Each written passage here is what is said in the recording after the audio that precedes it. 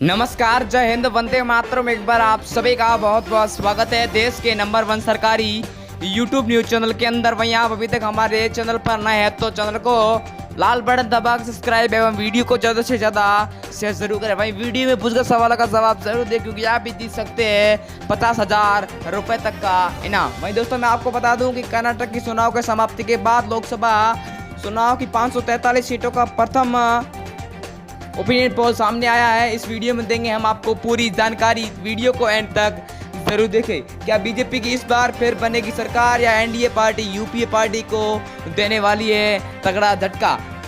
दोस्तों, अगर आज लोकसभा की 543 सीटों पर चुनाव हो तो कौन आगे चल रहा है? वहीं दोस्तों मैं आपको बता दूं कि यूपीए पार्टी के नेता राहुल गांधी, अरविंद केजरीवाल और ममता बनर्जी ने साफ तौर पर ऐलान करके कहा है कि एनडीए पार्टी को अब की बार 50 सीटों पर अपना सुपड़ा साफ कराना होगा। वहीं दोस्तों एनडीए पार्टी के नेता अमित शाह, नरेंद्र मोदी ने यह ऐलान किया है कि एनडीए यूपीए पार्टी को अब की बार 100 सीटों के अंदर ही अपना सुपड़ा साफ कराना होगा। वहीं दोस्तों आप किस क्षेत्र से हमारे वीडियो को देख रहे हैं वो कमेंट बॉक्स में जरूर बताएं, और वहां अब की बार किसकी सरकार बनती नजर आ रही।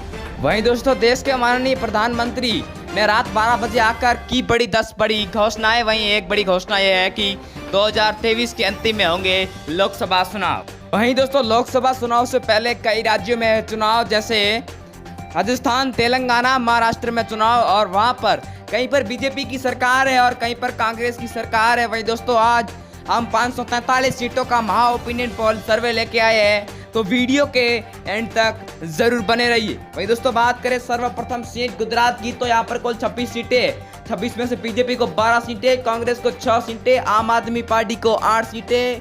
वहीं दोस्तों बीएसपी को 0 और अदर पार्टी को भी 0 सीटों का आकलन बताया जा रहा है। असम की कुल 14 सीटों पर बात करी जाए तो बीजेपी को 7 सीटें, कांग्रेस पार्टी को 6 सीटें, एआईयू को 3 सीटें। वहीं दोस्तों अदर पार्टी को 0 सीट प्राप्त हुई है। केरल की कुल 20 सीटों पर बात करी जाए तो बीजेपी को 1 सीटें, कांग्रेस पार्टी को 10 सीटें, एलडीएफ को 9 सीटें, यूडीएफ को 0 सीटें और अदर पार्टी को भी 0 सीटें प्राप्त हुई है। तेलंगाना में कुल 17 सीटें, 17 में से बीजेपी को 3 सीटें, कांग्रेस पार्टी को 5 सीटें, टीआरएस को 7 सीटें, एआईएम को 2 सीटें और अदर पार्टी को 0 सीटों का आकलन बताया जा रहा है। छत्तीसगढ़ की कुल 11 सीटों पर बात करी जाए तो बीजेपी को 6 सीटें, कांग्रेस पार्टी को 5 सीटें, आम आदमी पार्टी को 0। वहीं दोस्तों बीएसपी को भी 0 सीटें प्राप्त हुई है।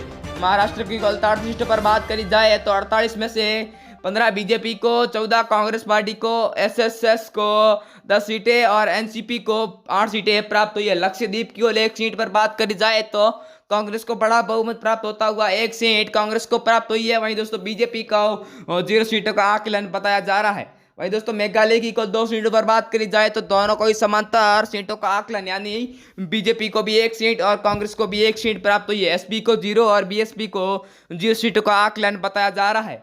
वहीं दोस्तों आंध्र प्रदेश की कुल 2 सीटों पर बात करी जाए तो बीजेपी को 1 सीट और कांग्रेस पार्टी को भी 1 सीट प्राप्त हुई है। एसपी को 0 और बीएसपी को भी 0 सीटों का आकलन बताया जा रहा है। वहीं दोस्तों पश्चिम बंगाल की कुल 42 सीटों पर बात करी जाए तो बीजेपी को 17 सीटें, टीएमसी को 25 सीटें, कांग्रेस को 0 सीट और सीपीआईएम को 0 सीटों का आकलन होता हुआ दिखाई दे रहा है अब की बार। वहीं दोस्तों बात करी जाए उत्तराखंड की कुल 5 सीटों पर तो बीजेपी को 3 सीटें, कांग्रेस पार्टी को 2 सीटें, बीएसपी को 0, आम आदमी पार्टी को भी 0 और अदर पार्टी को भी 0 सीटों का आकलन होता हुआ दिखाई दे रहा है अब की बार। वहीं दोस्तों बात करी जाए उत्तर प्रदेश की कुल 80 सीटों पर तो बीजेपी को 32 सीट, कांग्रेस को 14 सीट, एसपीए को 27 सीट, बीएसपी को 2 सीटें और अदर पार्टी का खाता खोलता हुआ 5 सीटों का आकलन होता हुआ दिखाई दे रहा है।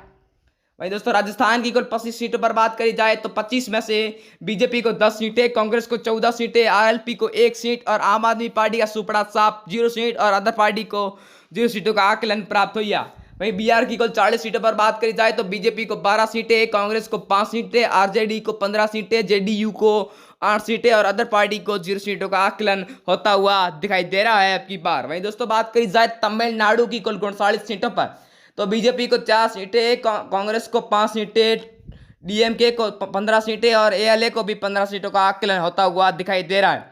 वहीं दोस्तों बात करी जाए उड़ीसा की कुल 21 सीटों पर तो 21 में से कांग्रेस को बड़ा बहुमत प्राप्त होता हुआ 9 सीटों का आकलन, बीजेपी को 6 और बीजेडी को भी 6 सीटों का आकलन होता हुआ दिखाई दे रहा है। एनसी को 0 सीटें प्राप्त। वही दोस्तों बात करी जाए आंध्र प्रदेश की कुल 25 सीटों पर, तो बीजेपी को 8 सीटें, कांग्रेस को 4 सीटें, वाईआरएस को 10 सीटें, टीडीपी को 23 सीटों का आकलन होता हुआ दिखाई दे रहा है। वही दोस्तों बात करी जाए झारखंड की कुल 19 सीटों पर, तो बीजेपी को 6 सीटें, कांग्रेस पार्टी को 8 सीटें, जेएमएम को 5 सीटें, आरजेडी को भी 0 सीटों का आकलन होता हुआ दिखाई दे रहा है अब की बार। वहीं दोस्तों बात की जाए मेघालय की कुल 29 सीटों पर, तो कांग्रेस को बहुमत प्राप्त होता हुआ 15 सीटें, 12 बीजेपी को, 0 एसपी को और 0 बीएसपी पार्टी को प्राप्त होती नजर आ रही है अब की बार। वहीं दोस्तों बात करी जाए अगले सीट पंजाब की कुल 13 सीटों पर, 13 में से 9 आम आदमी पार्टी को, 1 बीजेपी को, 2 कांग्रेस पार्टी को, 0 एसएडी पार्टी को और 0 हुई अदर पार्टी को प्राप्त होती नजर आ रही है अब की बार। वहीं दोस्तों बात करी जाए दिल्ली की कुल 7 सीटों पर, तो बीजेपी को 2 सीटें, आम आदमी पार्टी को 4 सीटें, कांग्रेस को 1 सीट, बीएसपी को 0 और अदर पार्टी को भी 0 सीटों का आकलन होता हुआ दिखाई दे रहा है अब की बार। वहीं दोस्तों बात करी जाए हरियाणा की कुल 10 सीटों पर, 10 में से बीजेपी को 4 सीटें, कांग्रेस को 5 सीटें, जेजेपी को 0 सीट, आम आदमी पार्टी को 1 सीट और अदर पार्टी को 0 सीटों का आकलन होता हुआ दिखाई दे रहा है अब की बार। वहीं दोस्तों आंध्र प्रदेश की कुल 25 सीटों पर बात करी जाए, तो बीजेपी को 8 सीटें, कांग्रेस को 4 सीटें, वाईआरएस को 10 सीटें, टीडीपी को 3 सीटों का आकलन होता हुआ दिखाई दे रहा है अब की बार। वहीं दोस्तों बात करी जाए कश्मीर की कुल 6 सीटों पर, तो कांग्रेस को 3 सीटें, बीजेपी को 1 सीट, पीडीपी को 2 सीटों का आकलन होता हुआ दिखाई दे रहा है अब की बार। वहीं दोस्तों बात करी जाए 543 सीटों की अगली सीट कर्नाटक की, तो यहाँ पर कुल 28 सीटें, 28 में से कांग्रेस को 15 सीटें, बीजेपी को 8 सीटें, जेडीएस को 5 सीटें, बीएसपी को 0 और अदर पार्टी को भी 0 सीटें प्राप्त हुई है। इस वीडियो में इतना ही, मिलते हैं अगले वीडियो में, तब तक के लिए जय हिंद, वंदे मातरम में आप सभी का दोस्त कुशाल।